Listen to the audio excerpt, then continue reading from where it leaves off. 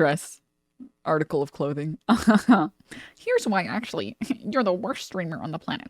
First of all, you won't stop talking about your pussycat. Second of all, I hate women. It's an unusually wide road, at least by Okay, it's gone. I don't know what that was, but it's gone. Amsterdam standards. This road was built in the 1960s during a time when Amsterdam was inviting American traffic planners as consultants in an attempt to reinvent itself as a car-friendly city.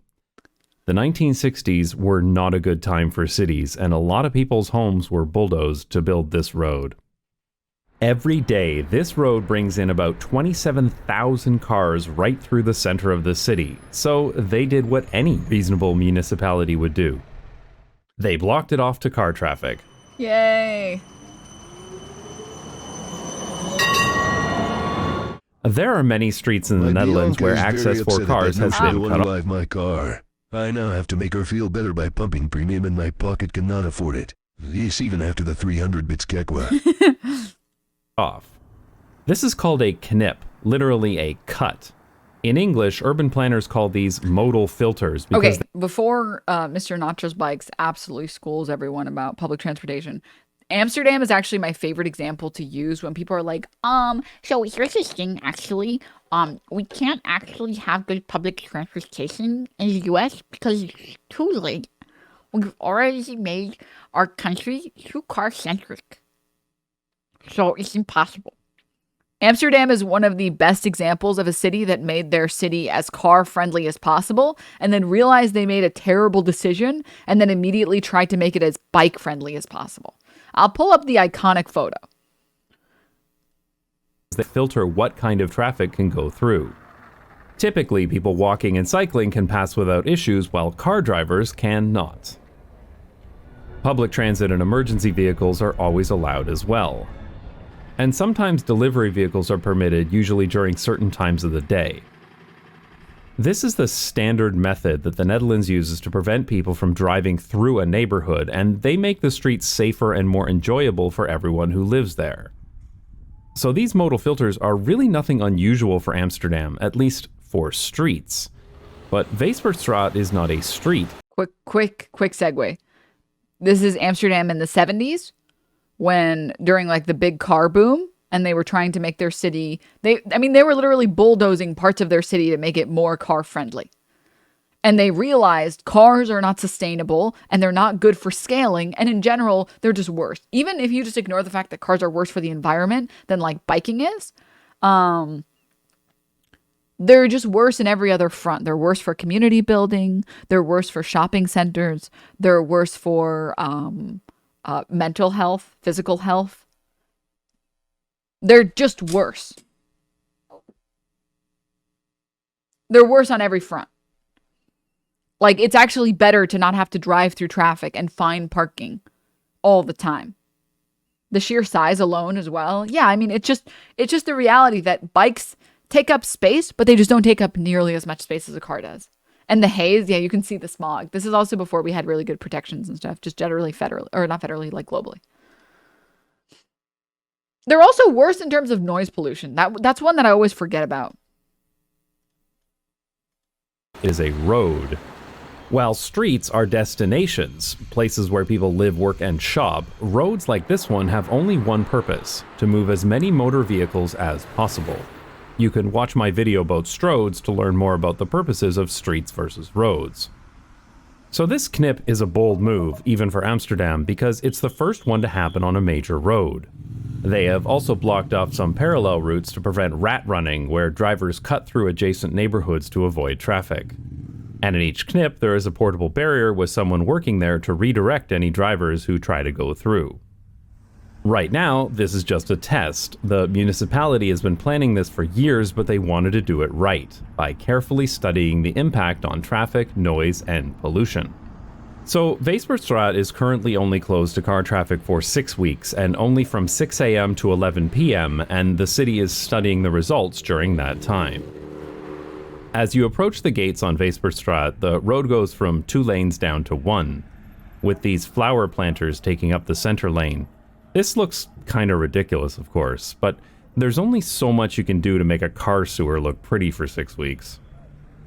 In the center of the road, there is this little pavilion with some artificial grass and picnic tables. And community I'm such an artificial pavilion slut, dude. Nothing makes me happier than seeing. I went to this mall the other weekend. I don't know why I said it that way. I went to the mall. I went to a mall the other weekend and it was like an open design mall. And they had like a little pavilion area. And it was so nice. It had like fake turf because LA is like fucking so hot and sun, whatever. But it was so nice. Malls low key kind of sicken me. They low key, they kind of make me like, ugh. Entering a giant building to go into a bunch of smaller buildings just feels wrong. It just feels incorrect. If you're gonna make a mall, at least make it like an open plan mall where you have like a grassy area in the middle. You've got like seats and some trees and stuff in between the stores. Yeah, open air. Also, this might just be a COVID thing for me as well. And I imagine a lot of immunocompromised people appreciate it more. But open malls that look kind of like this, I'm trying my best to like find good picture. This is a good picture, actually. This is a really good picture. If only it wasn't like 4 pixels wide. I'm trying to get a bigger version of the picture. Okay, that didn't work. Ah, here we go. This is apparently, like, this is kind of what I'm talking about, where there are a bunch of stores and there's like a second floor and you can get up there easily.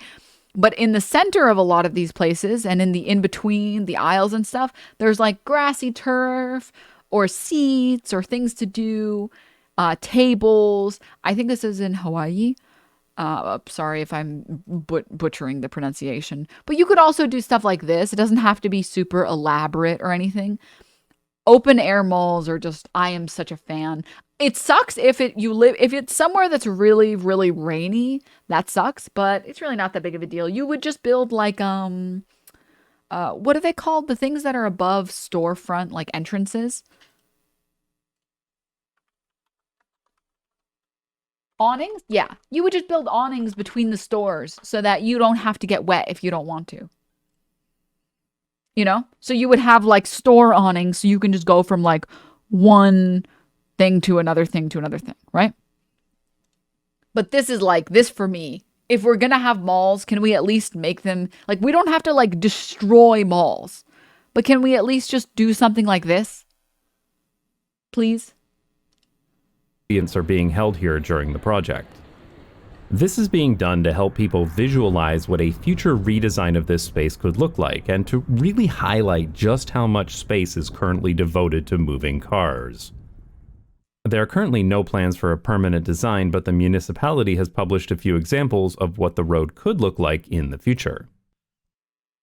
Of course, emergency vehicles are always allowed through. Which is based. Emergency vehicles are being slowed by the gates, but on the flip side, they're not getting stuck in traffic and there will be fewer car crashes too. I'm really curious to see the data on emergency response times through this area before and after the knip. I would guess that it's probably about the same. The slows are probably, or it might be even faster actually. To be honest though, I'm kind of annoyed that these gates are needed at all, because the only reason they're even there in the first place is because of entitled motorists. When Oslo blocked off part of their city center to through traffic, they had to install gates with expensive cameras to read license plates, which is really frustrating. None of this should be necessary, but it is, because there's a handful of drivers who think they're more important than everyone else. In order to even get here, all of these drivers needed to ignore several signs telling them to turn around. On the bright side, the first thing you immediately notice when coming here is that it is so much quieter. I've been through this area many times over the past few years, and it is— I will say, as much as I love New York, the sound is it's a bit brutal. But the only thing worse than New York, because you can like, there are storefronts everywhere. Like if you, I don't know how many people have visited New York or live in New York. If you're getting a call and it's loud somewhere, chances are you can just walk into a store or in a Starbucks or something, and you can get somewhere that's a little bit quieter. In other states, there's this terrible thing that will happen sometimes. I'm trying to like figure out a visual way to describe it. Do you guys know the area where like you're living in like, or not living, maybe you're walking in like a residential area? And the residential area has like small streets and there's basically no cars passing through. And then you pass like that one block that gets you on this road and suddenly you can't hear anything anymore. Because there's like 4 lanes or 5 or 6 lanes of cars and all you hear is just like the entire time. And then you're like, oh, okay. I walk a lot when I like to talk on the phone. It's so infuriating. Or like, have you guys ever tried to walk on a road and you're walking with friends and none of you can hear anything, so you just walk in silence? Or you have to start screaming? Jenny Pooh, thank you for the tier 1. Thank you. It's terrible. It's fucking terrible. If you're walking in a downtown, you shouldn't have to fucking deal with that. So walking feels so embarrassing in car-centric areas, yeah. Always very loud and unpleasant. But now you can actually hear other things beyond the constant roar of motor vehicles. Just another reminder that cities aren't loud, cars are loud, and cities without cars are quiet. And ultimately, Amsterdam is planning to become a city with a lot fewer cars. The long-term plan for Amsterdam is to become a nearly car-free city. And having tens of thousands of motor vehicles coming into the city via this road runs counter to that plan. Especially when all of those cars move less than a quarter as many people as the subway that runs directly under this road. Subways are a lot better than roads at moving large numbers of people. And there are plenty of alternatives available for people from out of town, such as trains, but also Park and Ride, which are car garages on the periphery of the city where people can park their cars for only €1 per day if they take public transit into the city center. Oh, Dino, thank you so much for the 6 months. The city has provided many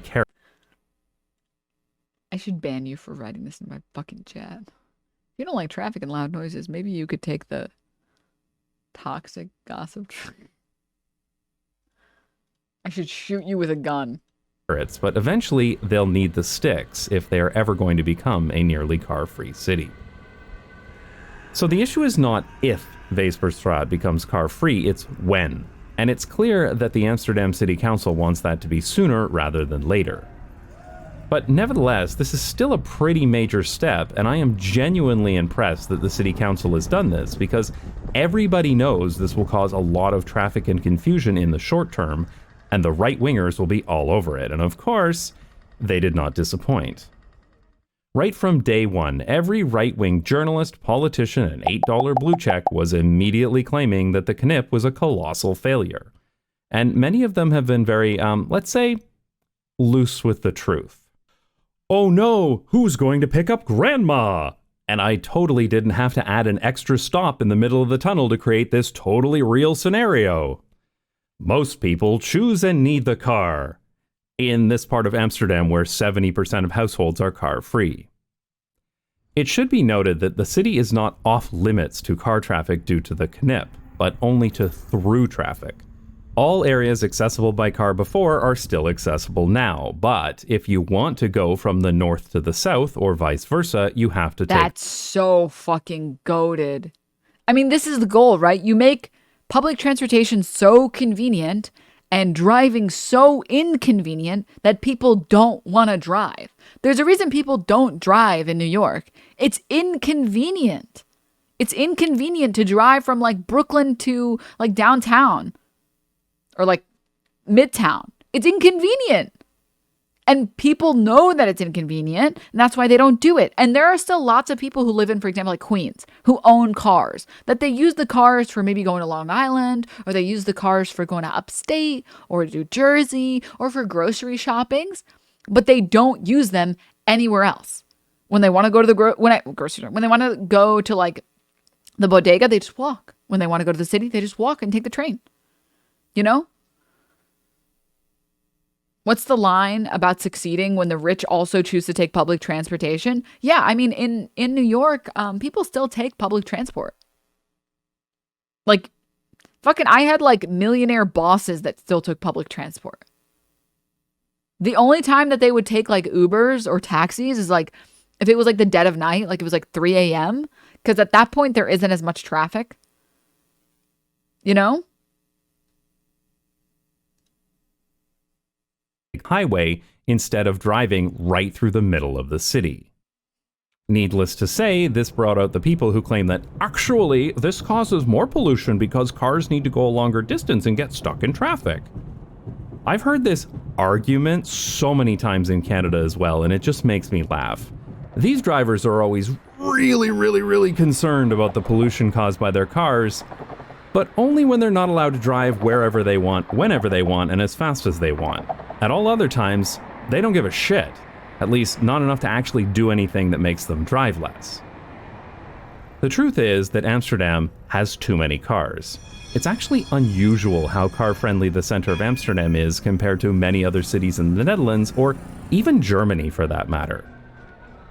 And most Amsterdammers are very much in favor of the municipality's plan to build a nearly car-free city.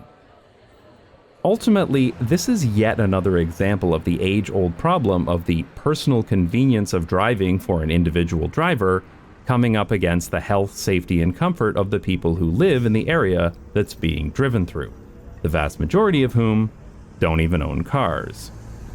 So, despite what the people who don't live in Amsterdam but think they're entitled to drive through the center of Amsterdam think, at this point, it's too early to say if this knip has been a success or a failure. We need to wait for the trial to complete, for the data on traffic, noise, and pollution to be analyzed, and I will make a follow-up video on that when the results are in. Ultimately, it takes time for drivers to adjust to new road layouts, for people to change their travel habits, and for sat-navs to update. Everybody knows this. But as time goes on and traffic patterns change, people start to get used to the clean. Thank you, Fetzel, for the 4 months. Have you ever seen if Not Just Bikes would collab on you with you on something? I would have to come up with something cool. I'm sure that they would. They seem like a really cool, like, just leftist, but I would have to come up with a really cool stream idea. Cleaner air, quieter city, and safer streets, and they start to forget that the car sewer was ever there. Nobody wants this road through Museumplein to come back, when it looks like this today. The knip is definitely not problem-free, of course. The city cut off parallel routes, but there is currently too much traffic going down Kattenburgerstraat, a nearby street, and this is one of the streets that the city is monitoring during the project. The right-wing politicians were very quick to jump on this increase in traffic as a reason to stage protests and to demand that the project— An EU tour through the most bike-friendly cities? That would be so cool. That'd be so cool. Kat, sorry to hear that. Thank you for the 31 months. be cancelled immediately instead of waiting for 6 weeks. I visited Kattenburgerstraat in the morning rush hour, and I definitely saw a lot of traffic here. Though a few minutes later, it looked like this. I suspect there's an increase in traffic here, but I really don't— Look at this fake-ass language. Stop D knip. Okay, I'm sorry. That was just me coping because we have nothing here in the US, okay? see how anyone can say that this traffic is so bad that it justifies canceling a 6-week experiment that's been in planning for years. They just need to put steel at the bottom. I want to see what the official traffic counts are before and after, especially since we know traffic will be bad at the beginning of the project, and that this street in particular has had bad traffic for years, even without the knip. We all knew that right-wing politicians would be calling for the knip to be stopped immediately, but ultimately, I don't think these people are actually scared of traffic jams. I think they're scared that this might actually work. That it might make the city safer, cleaner, and more livable for the residents of Amsterdam, and after realizing just how great it was to have all the cars gone, they won't want them to come back.